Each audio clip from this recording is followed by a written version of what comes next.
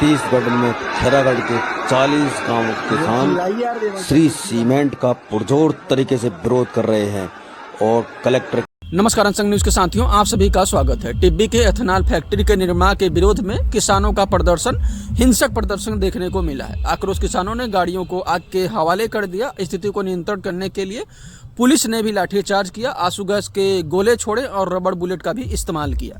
अब सोचिए कि आए दिन ऐसी घटनाएं हमें और आपको देखने को मिलती हैं जहां किसानों पर इस तरीके से अत्याचार किया जाता है। उनके ऊपर आंसू गैस के गोले छोड़े जाते हैं, बुलेट गन चलाई जाती है और लाठीचार्ज भी किए जाते हैं। हालांकि अब किसानों ने डिसाइड किया है किसी भी औने पौने दाम में कि किसान अपनी ज़मीन नहीं देना चाहते हैं फैक्ट्री को, लेकिन फिर भी फैक्ट्री के द्वारा ज़बरदस्ती इस प्रकार से किया जा रहा है।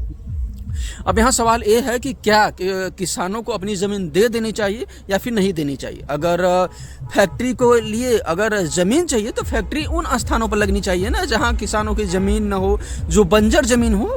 इस देश में इस बहुत बड़ा मुल्क है, इस मुल्क में बहुत ज़मीन है। उन जगहों पर फैक्ट्रियाँ वगैरह लगनी चाहिए जहाँ पर खेत बंजर है, जहाँ पर फैक्ट्री लगे तो किसी को नुकसान न हो। आप सोचिए कि फैक्ट्रियों के द्वारा अंधाधुंध किस प्रकार से फैक्ट्रियों के लिए है कोयला निकालने, किस प्रकार से पेड़ों की अंधाधुंध कटाई भी किया जा रही।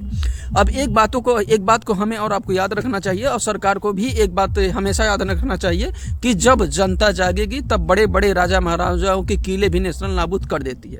अब इसको लेकर क्या प्रतिक्रिया होती है, अब सरकार का फैसला कहाँ जाता है, ये तो देखने का विषय है। अब देखने का विषय है कि प्रदर्शन कहाँ तक जाता है और जो सरकार का फैसला होता है वो भी कहाँ तक जाता है।